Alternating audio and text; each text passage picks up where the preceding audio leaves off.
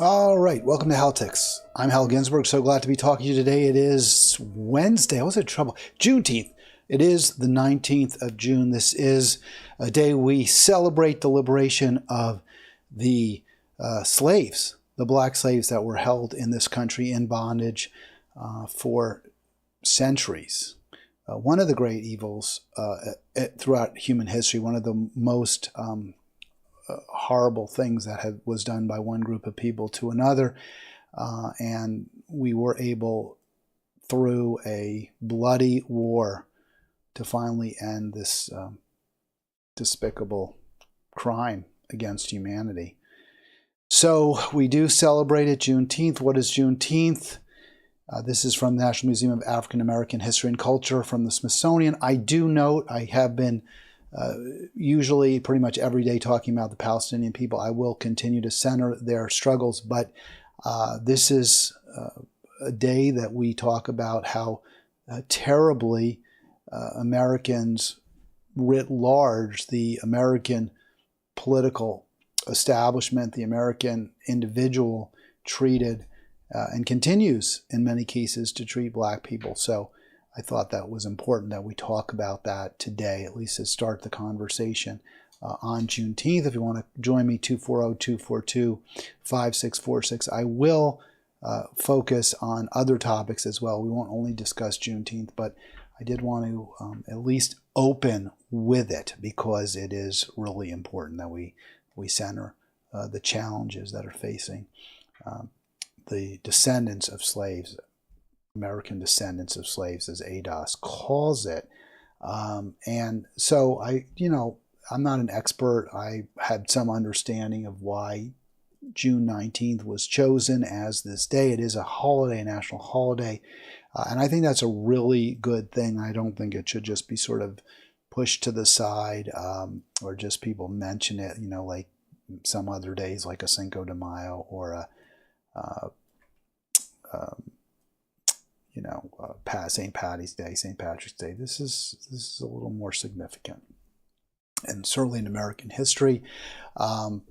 It was the day in 1865 that the Union Army's general announced that Texas slaves, those African Americans held in slavery, who were being enslaved in Texas, were free.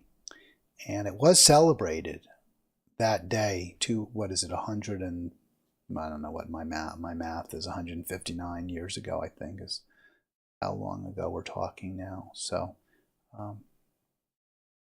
obviously it's something that we did as a nation that we should be proud of, ultimately eradicating slavery, but the vestiges remain with us. And in some ways, the vestiges of slavery, inequality, impoverishment, very, very skewed outcomes for descendants of slaves versus those who are not descendants of slaves in this country.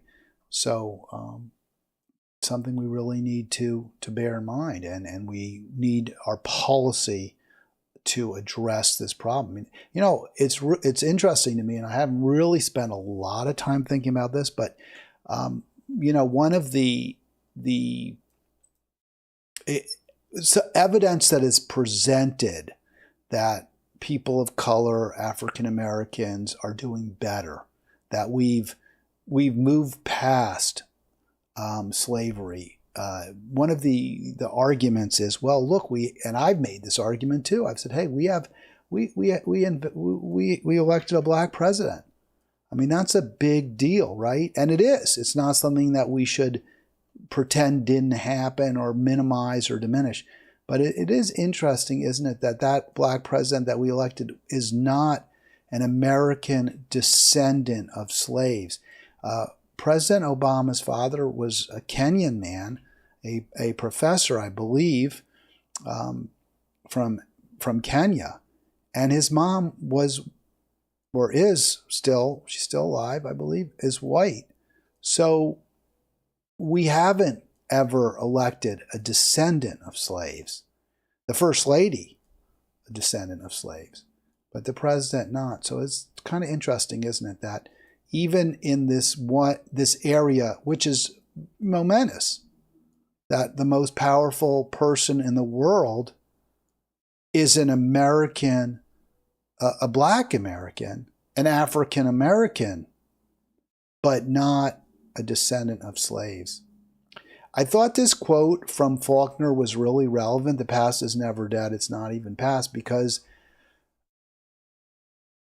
what was done to Africans and African Americans who were enslaved people, what was done to them from the 17th century, from some time in the 1600s, and there's some argument about the date. I don't want to wade into that.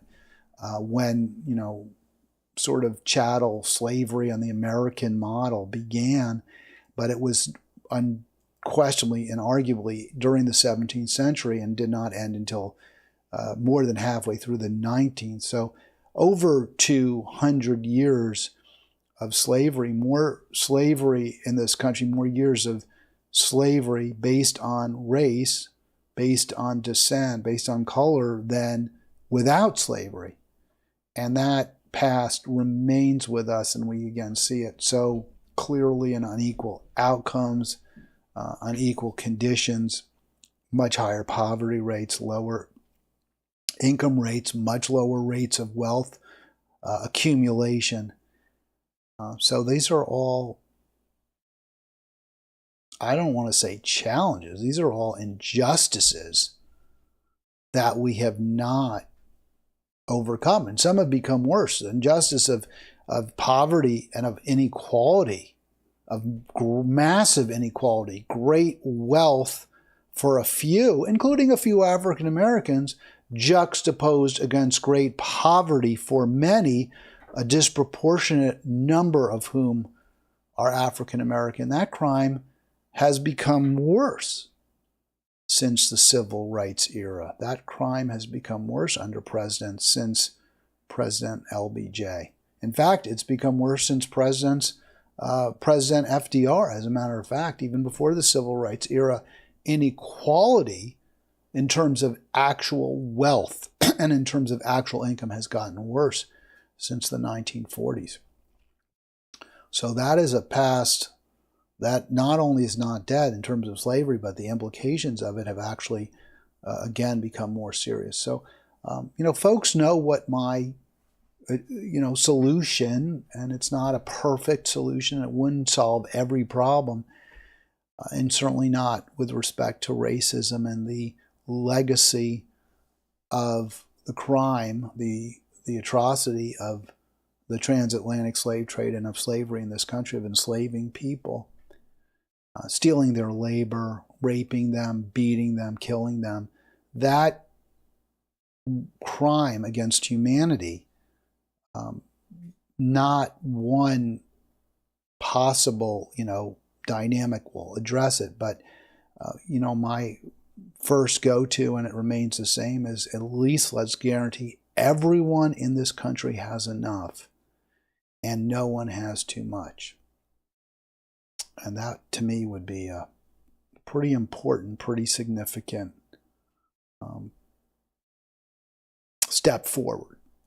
And we're not making it. We just haven't. We've gone in the other direction, terribly, tragically. I wanted to talk about a great, I don't know, is great fair? Certainly a great African American athlete, a great athlete, period. But who happened to be African American and was a trailblazer. And I do think it's appropriate on Juneteenth, especially because Willie Mays did die. I believe yesterday the announcement came, and I'm going to play a little tribute by John Miller, who's the great New York, San Francisco Giant announcer, to the Say Hey Kid, Willie Mays. And I actually do remember Willie Mays when I was very young. Just at sort of the beginning of my memory, he was a New York Met. At the very end of his career, I think there was a feeling it would be really nice if he could retire in New York City, where he had started his career. So I do remember that year, 1973. It was the year they actually won the pennant, if I did my math right. So 93 years old, the Say Hey Kid. And we'll always remember you, Willie. Let me see if I can get that video up for you. I believe yeah. So here is John Miller. I'm not going to play the whole video, but I really wanted to at least give a tribute to this great American. A baseball legend, an American icon. Willie Mays, the Say Hey Kid, was a true giant of his time. Born in Westfield, Alabama in 1931, Mays began displaying his athletic prowess at an early age. Before he even graduated high school, he was playing center field for the Birmingham Black Barons of the Negro Leagues. In 1951, Mays emerged as a rising star for the then New York Giants. He won Rookie of the Year honors just 4 years after baseball's color barrier had been broken. For the next 23 seasons, his achievements would cement his title as one of the greatest players to ever play the game. In New York, he dazzled crowds at the Polo Grounds and led the team to a World Series championship.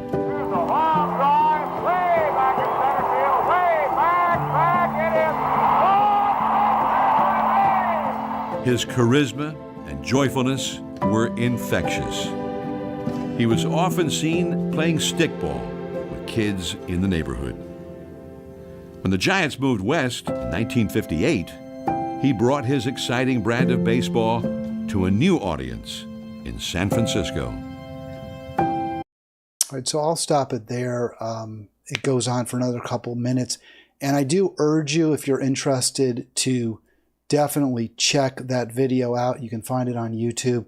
John Miller's tribute. It's at the San Francisco Giants YouTube page. Their channel, I guess, is the actual term. So at their channel. And so, hey, you are a part of my childhood, my very early childhood, Willie Howard Mays, a great American. And, he was a pioneer as well in integrating baseball. He wasn't the first. Jackie Robinson in the National League gets the most credit and well deserved for breaking the color barrier in baseball, the racist line, but Larry Doby doesn't get enough credit, who he integrated the American League just a few months after joining the Cleveland Indians. And Mays coming along 4 years later.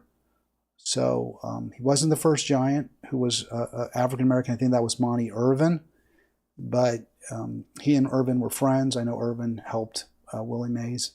I know that from reading about the team. So yeah, it's a sad day for baseball, and it's a little bittersweet for Juneteenth to have Willie Mays die on the 18th of June. So I do, as I mentioned, the whole program will not be about Juneteenth, but I felt it was important to mention. If you want to discuss it, if you want to discuss what you think is the importance of continuing to discuss, our history, why it's important to center the experiences of the descendants of American slaves in this country and around the world, frankly, I'm happy to discuss it. I know that the Jewish community has been very successful in centering the Holocaust, both in Europe and here, and I think that's right. I do. I think that was a terrible crime as well against humanity. Obviously it was. I'm not going to say one's worse than the other. I think it's something we need to keep as part of our collective, our consciousness. And the exact same goes for slavery, the transatlantic slave trade, and then the stealing of labor, the stealing of lives purely for profit and for ease of life. And as well, beyond the cruelty, the essential immorality, that an entire society was built around this without anyone really giving it too much thought or, questioning it. Those who questioned it were on the outside and they were marginalized. It really shows you how not just individual human beings, we can talk about how evil certain human beings can be, people who, shoot up malls or go into schools and kill children, but an entire society can become evil. And that is certainly what we saw in America. And I fear, I've talked before about this, that we're in many ways sliding towards the abyss again in terms of our support for the genocide by Israel in Gaza. Gaza news, not good. This is a holiday. It's a Muslim holiday, Eid, and it's coming towards the end. I think it's like it's a one day, it was Sunday into Monday, but then it continues. And this is supposed to be a holiday of good feelings. Muslims are tasked with, doing kind acts for neighbors, bringing food to friends, folks who may need some help. That's part of what Eid is about. Israel seeing it as an opportunity to kill more Palestinians in Gaza. 21 was the tally that we're aware of. And again, there are often, not always, but quite frequently, as we know, not every dead person is counted. Not every murdered person, not every slain civilian is counted initially when we get these numbers. So just something else to bear in mind. I would note, I'm not going to put this on the screen, but my understanding is Israel has announced that it will be pausing daily to allow some aid trucks, some supply trucks to get in to address or alleviate the famine, provide some kind of help for wounded, injured, the casualties. So it is what it is, but it's better than the alternative, which is what they were doing before, which is stopping aid trucks, attacking drivers. We'll see if this pause takes. It should lead to a slightly reduced death toll as we move forward. I do want to mention it. I'm not giving, I guess they get some sort of grudging credit. Anything is better than what they were doing if this happens. I think this is the pressure, international pressure, and maybe there's real fear among the military in Israel and in the Netanyahu government that they could face some kind of real reckoning before a criminal court of law for their criminal activities, their crimes. All right, this is Halitics. I'm Hal Ginsberg. It's Wednesday, Juneteenth. I just want to let folks know, announcing today, but I'll announce it over the next few days as well. I'll be on for the rest of the week. Tomorrow should have my friend Vernon on, hoping that happens. I probably shouldn't. I mean, it's been confirmed, so we'll have Vernon on unless something happens, which always it can. And then I'll be on Friday for the free-for-all. Then off for 6 days, so for the full week, following week, and then Monday as well. And I think it's July 2nd, I should be back. Maybe it'll be the 3rd. We'll see. I'll keep you posted. But I'm going to be taking off a little bit of time this summer. That'll be one 6-day period, and there'll be a couple of other breaks of varying lengths. So just wanted to let people know about that. But as we go forward, if you want to talk to me, now's a good day. Again, 240-242-5646. I will have a guest tomorrow, and then the free-for-all, which is always the great time for you to call in. I thought this was a really interesting story. I saw this today at Haaretz magazine, or not magazine, newspaper. There is a Haaretz, I believe. No, maybe it's Hadassah. Well, Hadassah means charity, I believe, but there may be a Haaretz magazine. But I do subscribe to the Haaretz Israeli newspaper. Sort of want to get a feeling, I do so much coverage of what Israel's up to that I thought it was important that I get a feel for what the Israeli media is telling Israelis. And in fact, Haaretz is the most, I guess, kind of the most willing outlet in Israel to criticize the government. And on the margins, not nearly as much as I would like, but on the margins even challenge some of the narratives spun by the military with respect to the invasion, the occupation, and the slaughter in Gaza. I thought this was a really fascinating story. I wanted to put this up there. So ADL faces, and I know it's from Haaretz, but this is about the Anti-Defamation League. It's interesting, too, is they call it Israel News, which surprised me. Why is it Israel News? ADL is, I guess maybe it is based in Israel. I thought it was based in the United States. They certainly have a U.S. branch. It's very, very powerful. So the Anti-Defamation League is now banned by Wikipedia as a source. Now they'll still, I'm sure, write it up. But the editors of Wikipedia, which is a very, very influential, it's important. It's a go-to. I use it all the time for information. I check if there's something in there that doesn't strike me as right, that isn't obviously, doesn't seem obviously accurate. I will look into it further. But often Wikipedia is a main source. Wikipedia's editors are saying, hey, we don't trust the Anti-Defamation League. They are not reliable. They are not credible when it comes to their reporting on Israel, when it comes to their descriptions of what the situation is like in Israel. Nor can we trust the ADL when they talk about anti-Semitism. They do not appear, according to the editors of Wikipedia, to adhere to a serious, mainstream, and intellectually cogent definition. And therefore, we're no longer going to rely on them for evidence. And we'll go through this a little bit more, but I was really taken by this statement because I was, I guess I felt a certain vindication, as a matter of fact, because I've made the point, I made this exact point on this program, Halitics, and also at the Halitics Facebook page, which, by the way, I hope you join. If you're not yet a member of the Halitics group, that's what they call it, the group page for Halitics, please consider joining. The link is right in the show description. So we continue the discussion we have here, the debates we have here.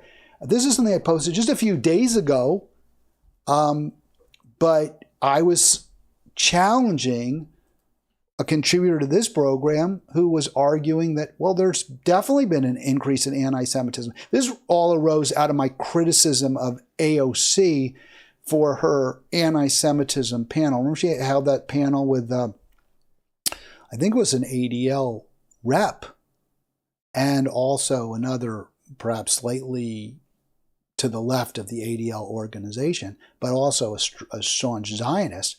And they were talking about the rise of anti-Semitism and how we have to be combating it.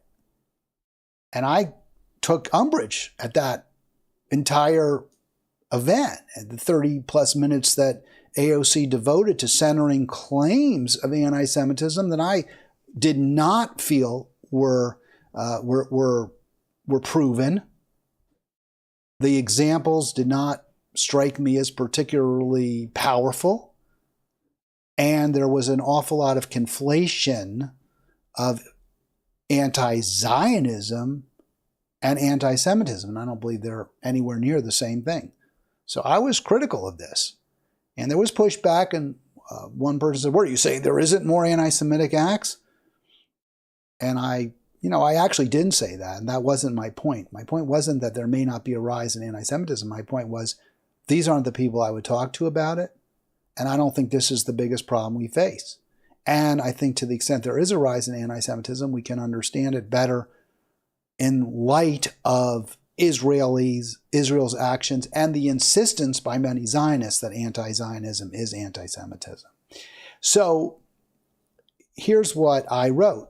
I question whether there's an increase. A main reason for that doubt, that uncertainty that I have, is that ADL is the source. And I said that because when I've read in the New York Times, when I've read in Time magazine, that there's been these massive increases in anti-Semitism and anti-Semitic acts, their source is always the ADL.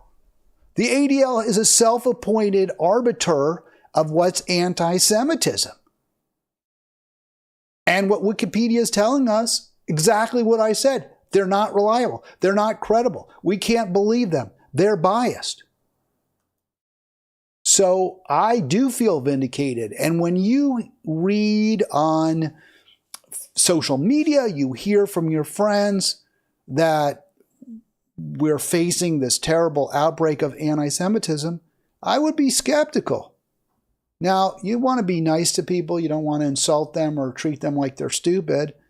But if you can, to the extent you can do it, challenge them.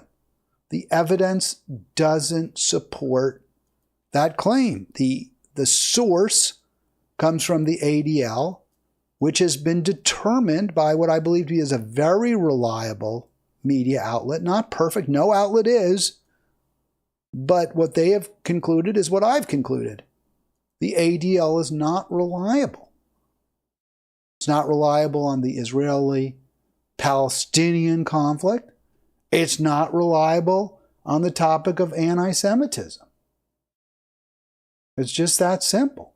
And this is kind of a pretty interesting quote here. Let me see if I can get this in completely. I've got it cut off a little bit here, so I want to make sure you see all of it. But this, I love this. They now group the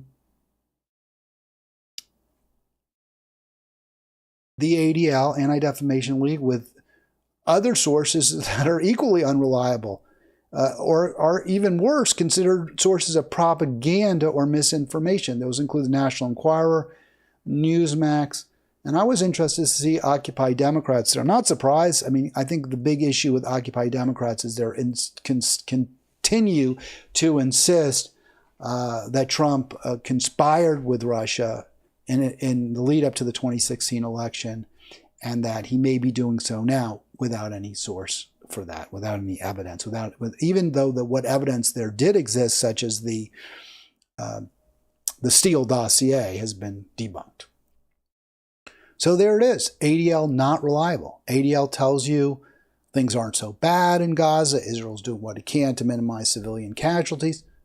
They're not credible. They're not. It's like anyone could say it, but they have no credibility when they say it, and they are more likely lying than not. They're a source of propaganda. Wanted to get to this story, and staying again in the Middle East. This was really interesting. Speaking of unreliable sources, let's see if we can get this guy up on the screen. There he is, I guess he's the prime, right? I always get titles wrong. Is Netanyahu, he's the president. Is that what they call it, the president? I'm going to, you know what I'm going to do? I'm going to look that up right now because I'm not even sure, but I'll play the video first, and then I'll get for you. Isn't that terrible that I can't remember whether he is president or prime minister? And let's see. Now that is not the video will take me a minute. But Netanyahu is saying, hey, why are you stopping our source? Why are you stopping aid to Israel? We view you as our great ally, and now you're cutting off support. It was a shock to the that it came as a big surprise to the Biden administration, since they had no idea that there was somehow a pause in aid to Israel, but that's what Bibi is insisting.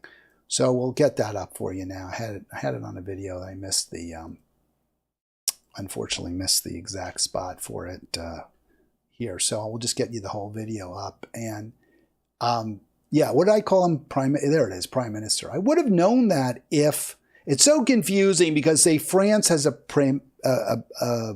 president. And I guess they do elect him directly, whereas the prime minister has to form that coalition government. So I think that's the difference, right? Is that if you're prime minister, you're the leader of the party that has the most votes, that can, or that even if they don't have the most votes, that can form a coalition government. Maybe this is how I'll be able to remember. So he is not. People don't vote for Netanyahu. They vote for. Is he Likud? I think he's Likud. So I think they vote for him as the leader, or they vote for the Likud party, and then because that party gets the most votes, he becomes the prime minister. Secretary Blinken was recently here in Israel. We had a candid conversation. I said I deeply appreciated the support the U.S. has given Israel from the beginning of the war. But I also said something else. I said it's inconceivable that in the past few months, the administration has been withholding weapons and ammunition to Israel. Israel, America's closest ally, fighting for its life, fighting against Iran and our other common enemies. All right, let me stop it.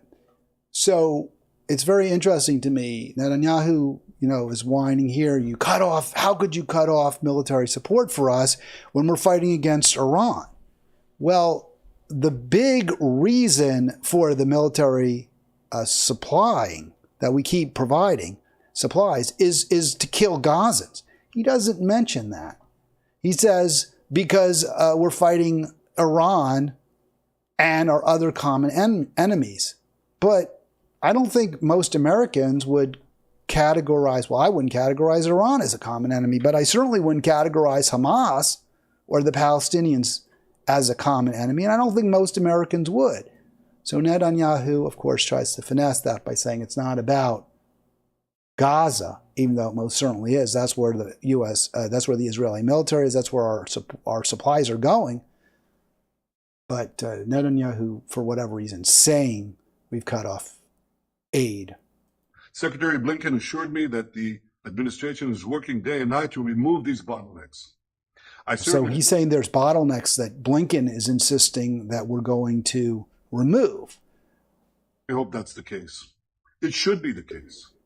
During World War II, Churchill told the United States, give us the tools, we'll do the job. All right, so I want to stop it.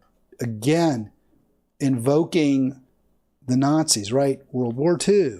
Churchill, a great American ally. Give us the tools, we'll finish the job. Of course, the UK, Great Britain could not finish the job with American tools. It did take the US and the Soviet Union to defeat the Nazis. I say, give us the tools and we'll finish the job a lot faster. So I guess what he's saying is, help us out, America, so we can kill Gazans even more rapidly, so we can eradicate Gaza even quicker. I think that's what he's saying. It seems kind of clear. And, if it were true that we really were stopping, slowing down, not supplying Israel, that would kind of be a good thing, right? That would be what Biden should do. But Netanyahu's giving him credit for something that the Biden administration is totally unaware of. They don't know. They're like, what are you talking about? We haven't slowed up anything. And you can see it there. U.S. says it doesn't know what Netanyahu was talking about. So I don't give Biden credit for standing up to Netanyahu. I don't give him any slack for the long-term support of the Israeli genocidal activities and actions, killing over 37,000 Gazans now.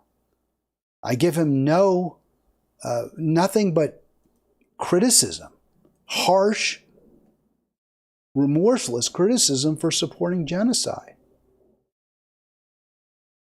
I wonder whether Netanyahu's false claim that the U.S. is withholding aid or slowing down aid or slow walking aid? Is that because he's just, again, this is part of the Israeli Hasbara to get Trump elected?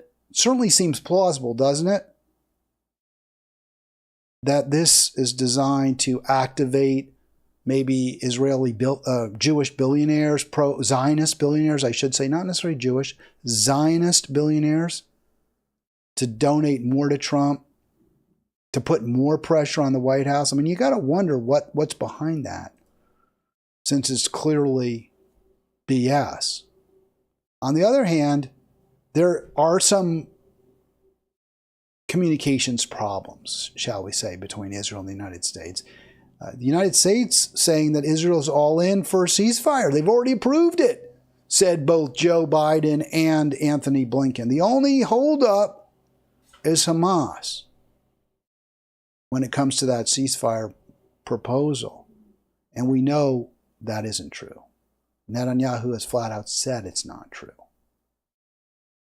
So there are communications problems between Israel and the United States. What I would have liked to hear Biden say is, oh, Bibi thinks we're holding up weapons?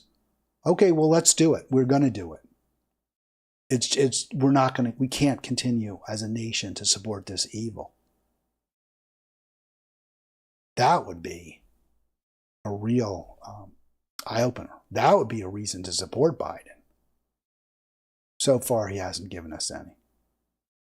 All right, if you want to join me, 240-242-5646. Don't forget, click subscribe. I've shown you that subscribe little animation several times. Would love to have you as a subscriber. Click, and also to get your notifications when I come on.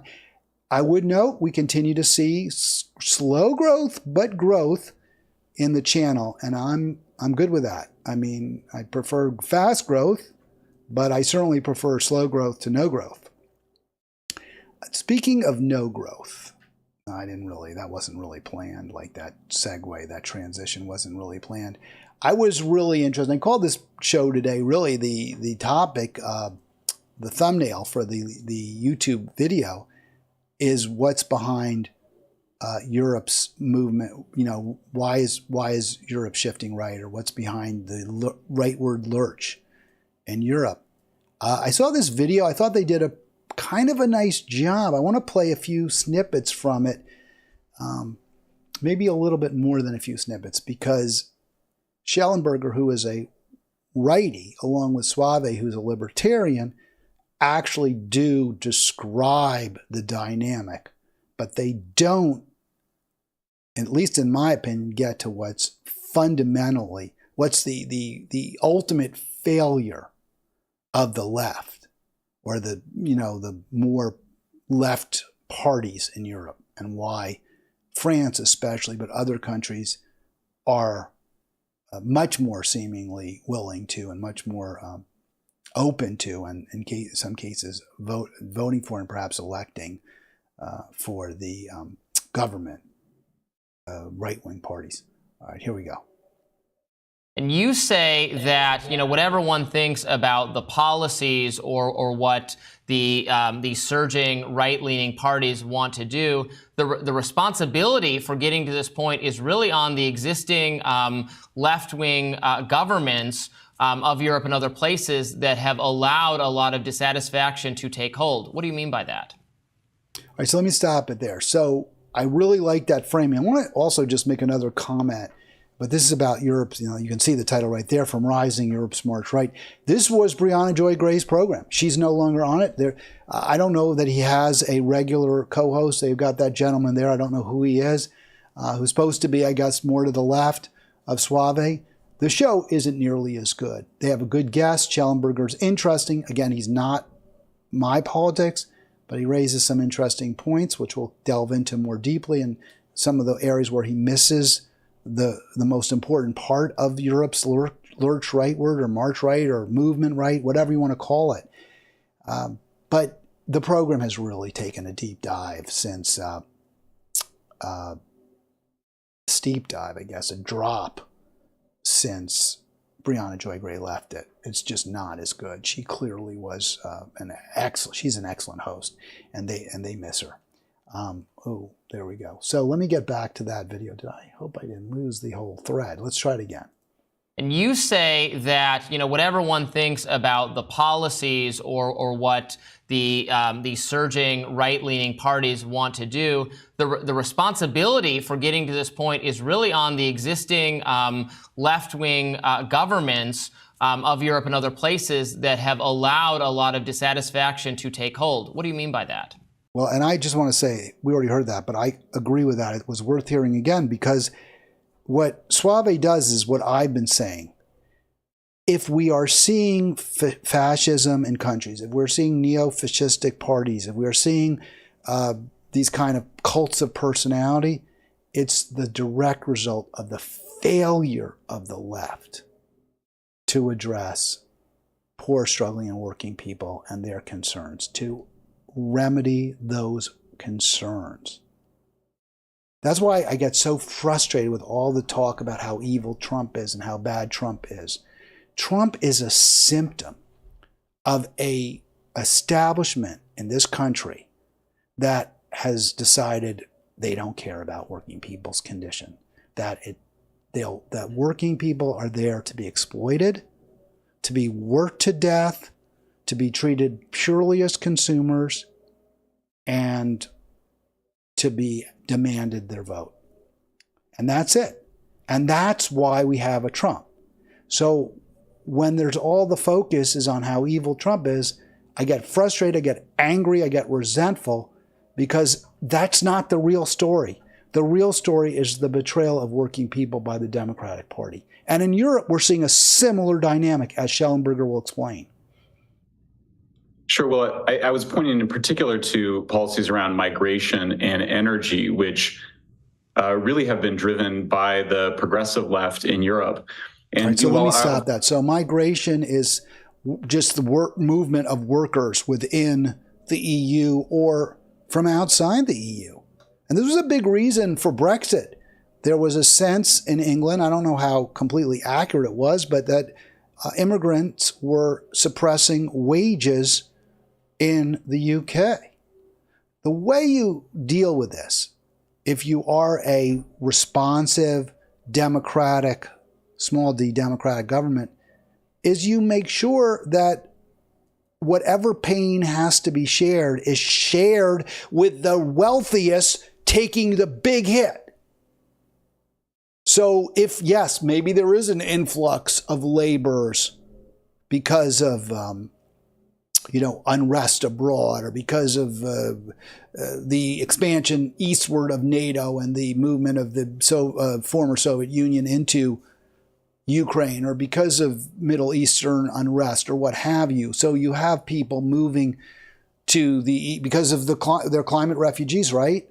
Because Bangladesh is frequently 110, 115, 100, or Pakistan is frequently 120 degrees, and people can't live there, so they move to Europe. So that does cause at least some downward pressure, put some downward pressure on wages. The way you deal with that, if you're a responsible government, is you don't pull up the drawbridge and say no one else comes in. What you say is, okay, wealthier people are going to have to pay higher taxes to make sure that we can take care of these new Brits or these new French or these new Germans, is that we're going to have the wealthier pay their share and more.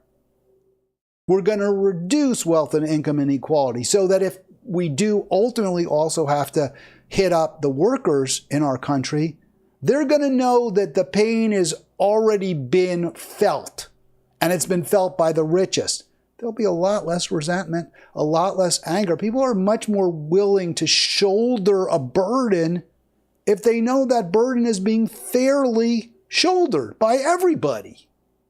But that's not what's happening in Europe. Europe, like the United States, is becoming more unequal. The problems of higher energy prices, which we absolutely have to face. If we want to save the planet, we must raise the cost of energy. He mentioned energy prices. And the right wing, the extremists, are using that to target necessary responses to the climate cataclysm.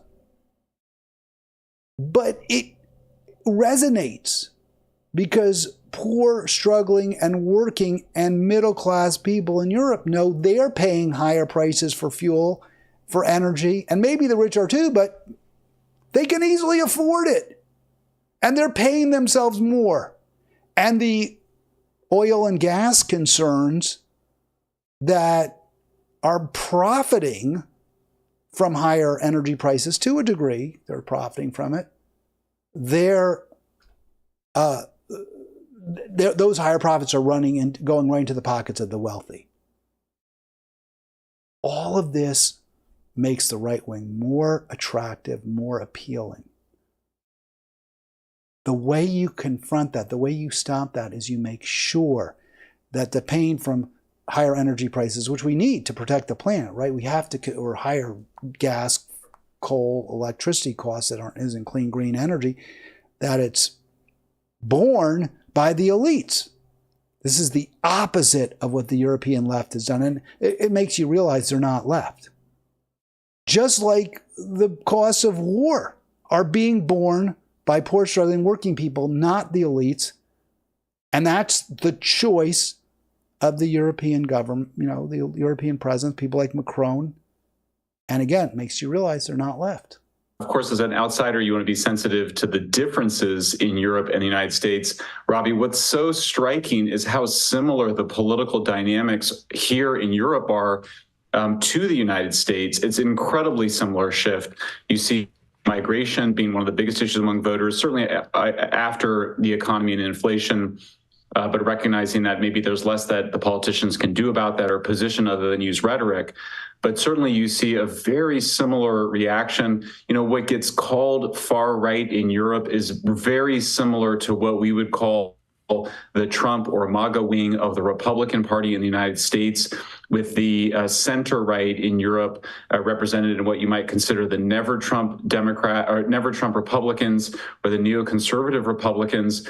And you do see some differences, certainly in France, the left, the radical left or the far left, I guess, in contrast to the center left, is actually in second place. It shows how unpopular Macron is, whereas in much of Europe, the left, including in Germany, including the Greens, lost significant support, whereas what's called the far right gained support. And this was after we saw a lot of, I think, pretty significant dirty tricks, including the use of intelligence and security agencies in Germany, France, Czech Republic, Poland, and probably other countries as well, arguing that they had evidence that the far right politicians had been taking money from the Russians without producing any evidence. It was quite a shocking case that we reported on. And maybe there is evidence, but they didn't present any, they didn't arrest anybody. There's certainly no prosecutions. They just introduced that a few weeks and they repeated it. And that appeared to have driven down the support of what's called the far right in Germany. But I do think that migration, when you speak to people on the streets, migration is a huge issue, just as it is in the United States, and reflecting of the numbers, which had been very large increases of migrants.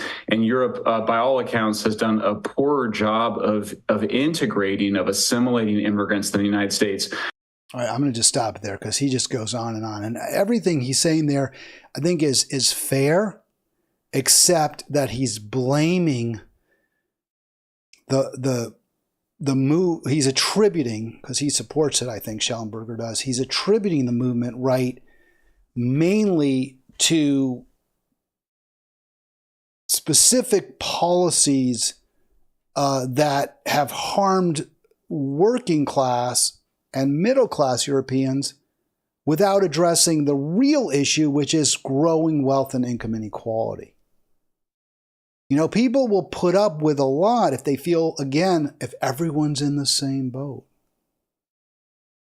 And the problems that Europe is facing do need to be addressed. The solution isn't to pull up, the drawbridge and say you can't come in to the immigrants.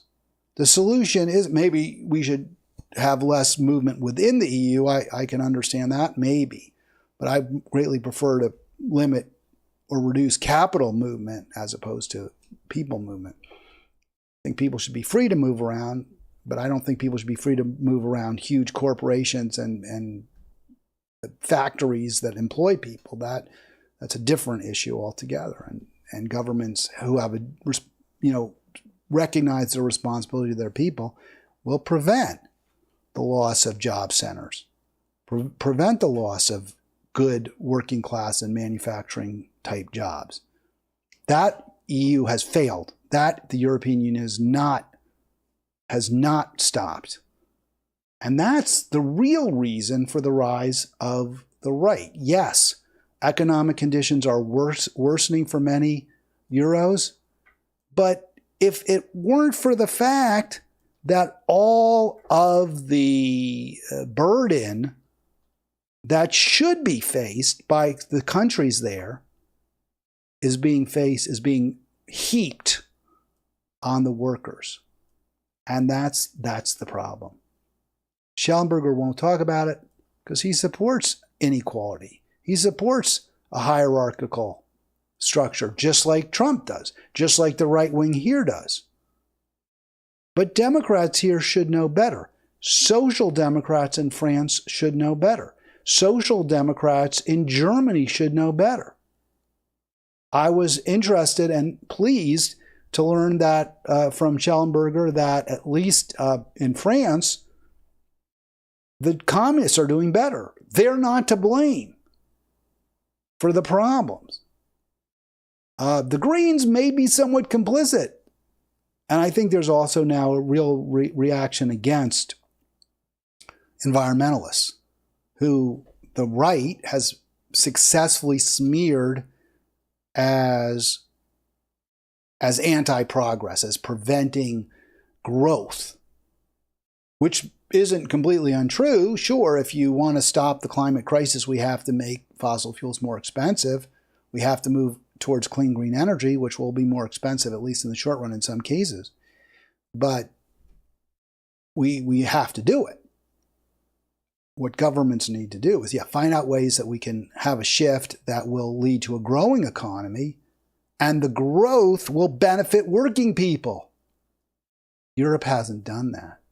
As you can see, rising inequality has continued since the COVID, since the pandemic began to end, became less serious. France, you can see it in this chart I put together here, kind of juxtaposed some various, didn't juxtapose. I took the chart and then I just put a little arrow in there so you can see. But really, after World War I, after the Roaring '20s, but over the past 100 years or so, the trend had been downward after the mid-20s to a much more equal society in France. And since the Reagan years, just like in this country, just like in the UK under Margaret Thatcher, the 1% have gotten richer, and the rest of the economy, the rest of the actors in the economy have seen their situation relatively fall, relatively decline, and in reality, they're losing as well. You didn't hear Schellenberger. I went through the entire transcript. He doesn't talk about this. This is a really big reason for Macron's lack of popularity. By the way, President Macron, right? Because he was elected, unlike Bibi, and unlike whoever's in charge in Germany and the UK. I don't even have the names, sorry, at my disposal. But Macron pushed through over the strong objections of the French Parliament, the Senate and the House there, this very unpopular plan to raise France's retirement age. This was just last year. How come this isn't being discussed by those who criticize Europe's left and try to explain the failures of the current administrations in Europe, describing them as the failures with respect to migration? You're letting in too many migrants. with respect to energy. Energy prices are too high. They're glad the retirement age went up. They support a higher retirement age. That means wages will drop. But, right? Because there's more workers. There's a bigger pool of potential workers. If you can't retire at 62 or 63, you have to keep working until you're 65, 66, 67, then there's going to be more workers in that pool, which means the wages go down. But they focus, the right wing, Schellenberger, their focus is all, well, if there's more labor, it's the migrants. But this is a huge reason. Look, the French were in the streets. They were burning up Paris. You could see the fires throughout Paris at that time. There was so much unrest and how unpopular. How come that's not mentioned as a major factor in Macron's decline? The war in Ukraine, very unpopular. Now, you heard what Schellenberger said, that hoax that right-wingers like Le Pen and Orban in Hungary might be in cahoots with Putin has had an impact on the polls. It's the same thing that happened during the Trump administration. People believed the hoax, the Russiagate hoax. It's the same thing. We'll blame everything on Russia. But people don't want to believe, right? I mean, you hear that your leader or a potential leader is working with a foreign government, that's going to make you less likely to vote for them. But that doesn't mean that the French workers, that the French working class want to be fighting in Ukraine. They most certainly don't. So Macron has pursued two very, very unpopular policies. And the right never talks about them. They never attribute his declining popularity to those policies. That's because they love those policies. That's because those are right-wing policies. If you want to say he's a man of the left, I don't know what you're talking about. He's a neo-lib. Government, business, working together. It's fascism. That's, to a very significant degree, what the European voters are reacting against, is a certain kind of liberal fascism. And tragically, of course, the alternative in many cases is possibly, arguably even worse, a kind of a right-wing authoritarianism, where there isn't even where the welfare state will be even more significantly dismantled than the left, the socialist parties are doing. All right, that's going to do it for me. And by the way, I don't think Macron isn't even a socialist. I mean, it's kind of ironic to say that he's the left, because he's not. I believe he's the conservative party. He's his own party. He created his own party, kind of a fusion, because he recognized he wasn't even a socialist. Really, what you're seeing in France is the failure of, and in Europe, is a reaction to neoliberalism. He calls it the Renaissance Party. What you're seeing is a reaction to the failures of neoliberalism. And that's exactly what we see in this country too. All right, happy Juneteenth. I'll see you tomorrow.